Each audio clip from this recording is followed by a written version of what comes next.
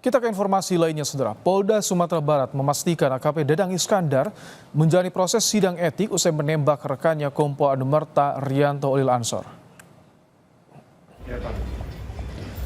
Kabid Humas Polda Sumbar, Kombes Dwi Sulistiawan mengatakan sidang kode etik terhadap Dadang Iskandar bisa digelar bersamaan dengan proses pidana.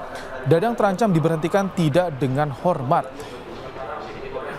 Informasi sudah cukup, sekarang kita akan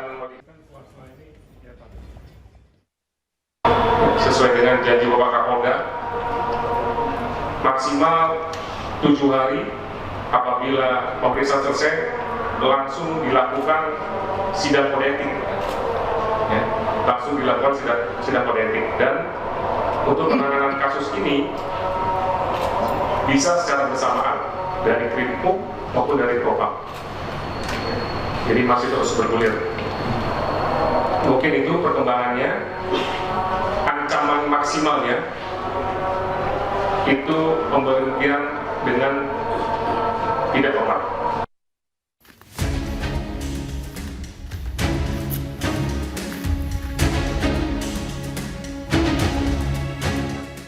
Kasus polisi tembak polisi di Solok Selatan, Sumatera Barat kian menjadi sorotan publik. Meski masih menjadi misteri, keterkaitan backing tambang ilegal diduga menjadi alasan peristiwa penembakan pada Jumat dini hari 22 November lalu. Saat ini, lokasi tambang ilegal galian C di Solok Selatan sudah dipasang garis polisi. Lokasi inilah yang diduga menjadi penyebab Kabak Ops Polres Solok Selatan AKP Dadang Iskandar menembak rekannya sendiri Kasat Reskrim Polres Solok Selatan Kompol Anumerta Rianto Ulil Ansar hingga tewas. Menko Bidang Politik dan Keamanan sekaligus Ketua Komisi Kepolisian Nasional Kompolnas Budi Gunawan menegaskan, tersangka AKP Dadang Iskandar dijerat pasal berlapis dan bakal dihukum berat. Semua akan didorong dengan pengenaan pasal berlapis yang hukumannya seberat-beratnya. Ini bisa saya ulangi dari hasil koordinasi kita dengan Kapolri maupun Kapolda. Ketua Perhimpunan Bantuan Hukum Indonesia (PBHI) Julius Ibrani menyatakan, kasus penembakan yang terjadi di Solok Selatan, Sumatera Barat bisa saja terjadi karena ada komando dari pihak-pihak yang lebih kuat dengan posisi yang lebih tinggi. Dengan pola-pola seperti ini ada tindakan yang begitu vulgar, tindakan yang begitu brutal, berarti ada komando dari pihak-pihak yang lebih kuat dan yang lebih tinggi posisinya sehingga dilakukan tindakan yang betul-betul tidak manusiawi seperti ini.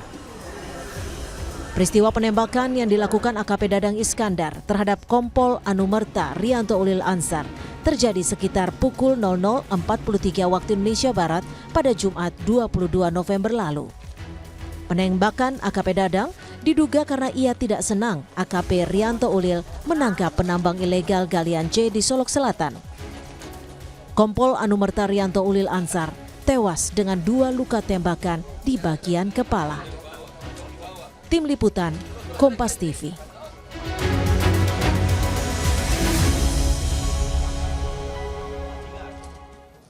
Tersangka kasus polisi tembak polisi di Solok Selatan, AKP Dadang Iskandar dibawa ke Jakarta untuk pemeriksaan lebih lanjut. Tersangka juga akan menjalani sidang etik terkait kasusnya.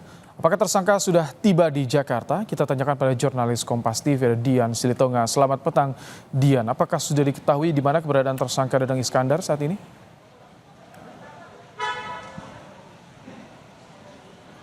Ya Ibrahim, kalau informasi awal yang kami peroleh, AKP Dadang Iskandar memang sudah tiba di Jakarta dan bahkan sudah berada di gedung TNCC Mabes Polri untuk menjalani sidang kode etik profesi Polri. Dan informasi yang kami terima juga bahwa sidang kode etik profesi Polri dengan terduga pelanggar AKP Dadang Iskandar ini sudah berlangsung sejak pagi tadi dan sore hari ini sidang sudah berlangsung dalam sesi kedua. Nah, kami juga mendapatkan informasi kalau saksi yang dihadirkan dalam sidang kode etik profesi Polri hari ini sudah berjumlah 5 orang yang berasal dari jajaran Polres Solok, Sumatera Barat. Kalau kita bicara soal sidang kode etik profesi Polri, Ibrahim, kita tahu bahwa ada 3 kategori pelanggaran dalam kode etik profesi Polri. Yang pertama adalah kategori pelanggaran ringan, kemudian sedang dan juga berat.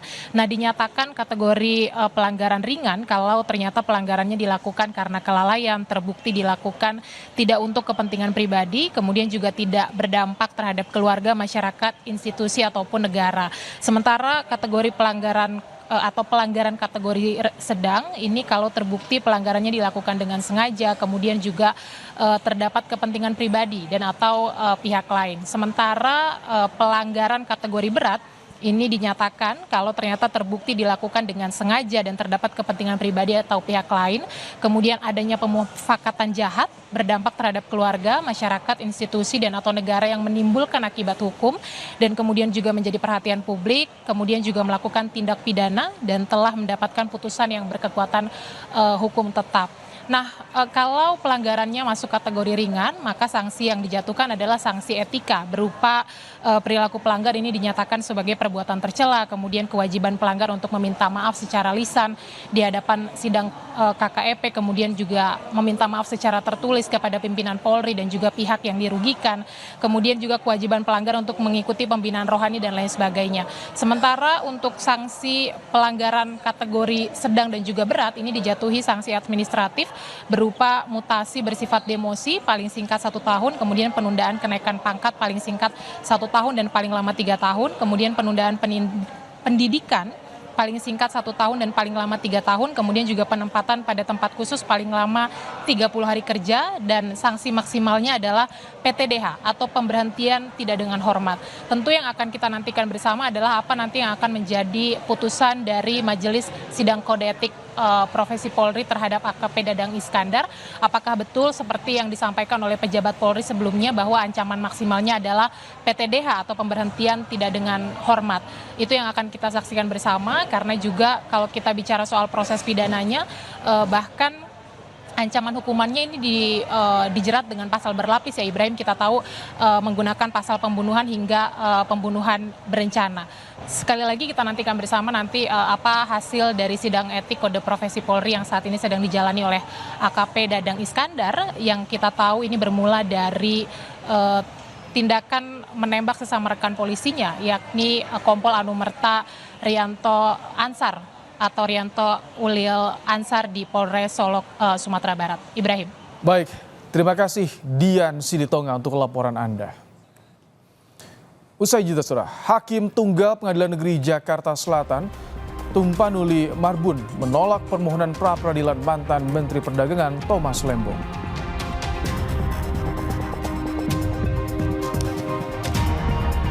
PSSI mengajukan Stadion Manahan Solo, Jawa Tengah sebagai markas timnas Indonesia di turnamen Piala AFF 2024.